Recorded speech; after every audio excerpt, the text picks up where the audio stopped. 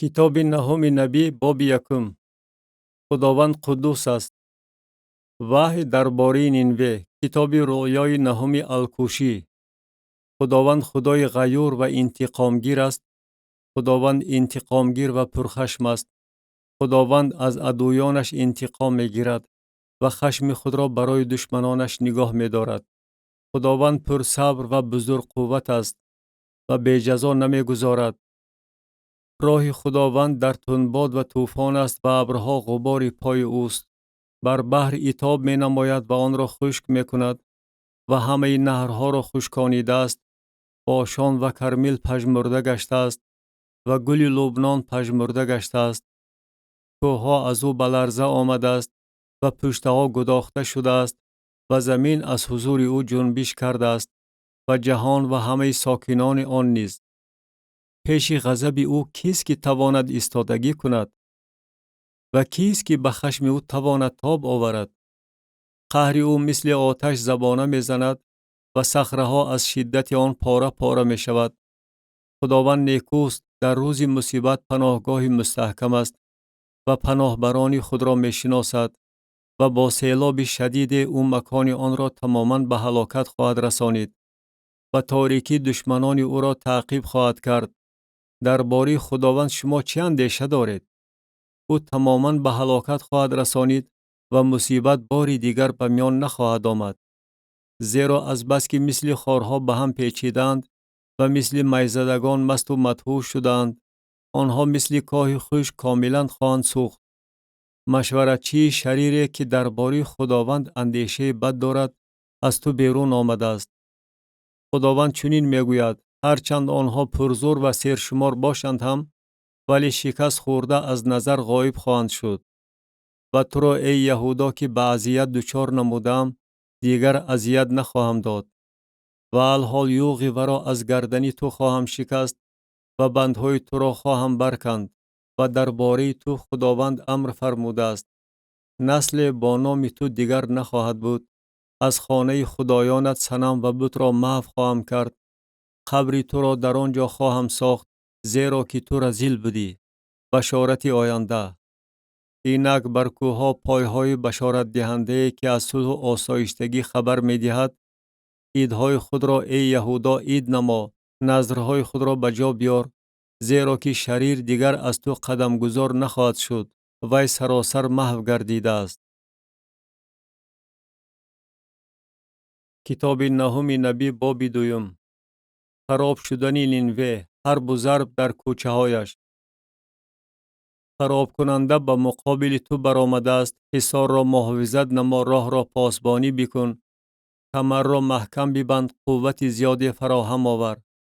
زیرا که خداوند شفقت یعقوب را مثل شفقت اسرائیل از نو برقرار می سازد، چون که تاراجگران آنها را تاراج نموده، نوده هاشان را نیست و نابود کردند.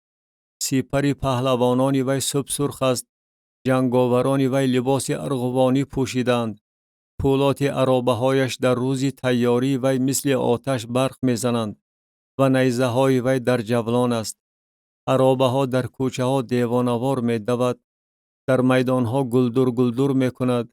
نمودی آنها مثل مشعل هاست، مثل برق ها یلت یلت می کند.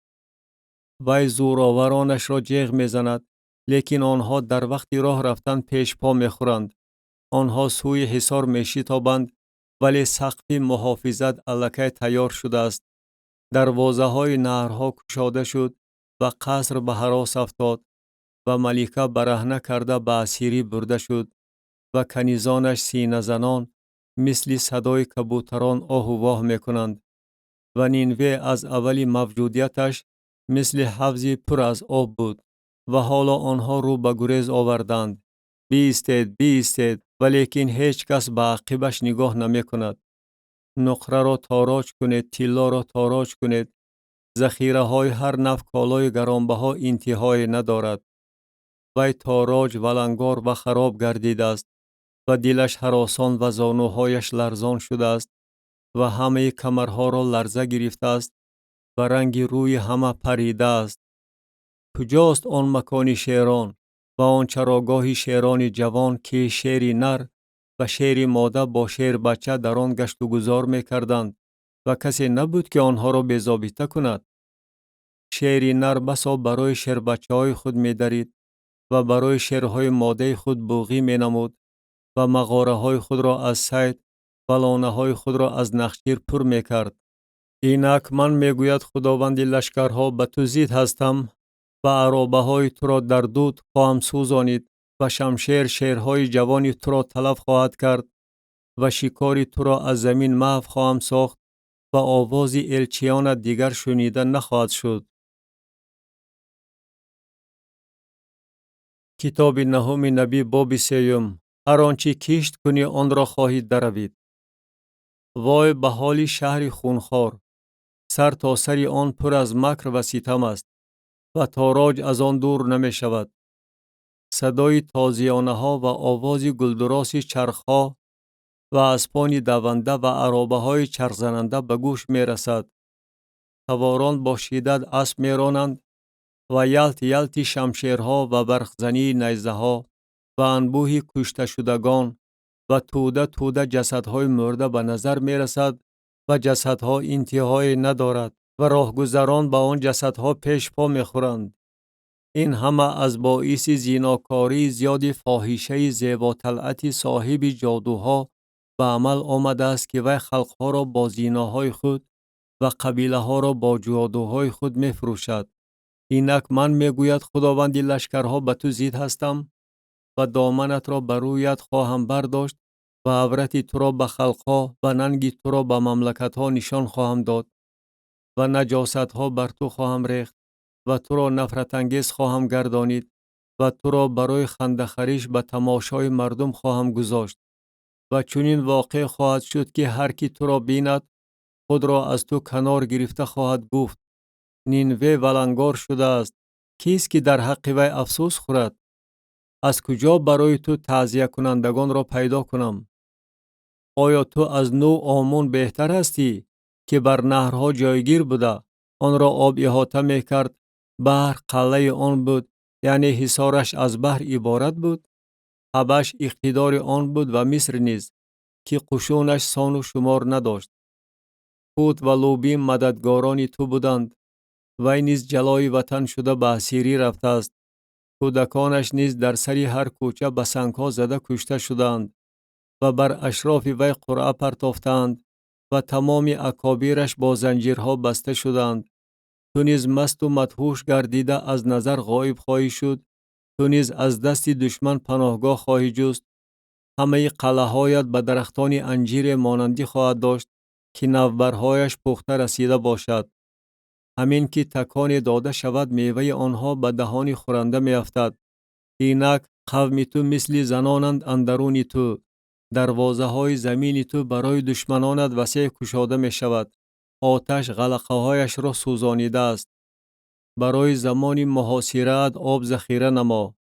قلعه هایت را مستحکم کن. بلای درا و گیل را پای بزن، قالب خشت را به دست گیر. در آنجا آتش تو را خواهد سوزانید، شمشیر تو را نابود خواهد کرد.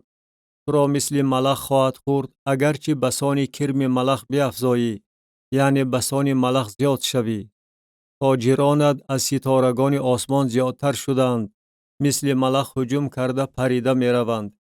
میرانت مثل ملخ و عملدارانت مثل انبوه چراد می باشند که در روز سرما بر دیوارها جایگیر می شوند، اما همین که آفتاب طلوع کند پریده می روند و معلوم نیست که جایشان کجاست. توپانان تو ای پادشاه اشور پینک رفتند، زوراوران تو خوابیدند. قوم تو بر کوهها پراکنده شدند و کسی نیست که آنها را جمع آورد. برای شکست تو معالجه نیست، ضربه که تو خورده دوا ندارد. همه آنهایی که این خبر را درباره تو شنیدند به حال تو چپک زدند، زیرا کیست که بدی تو به وی همیشه نرسیده باشد؟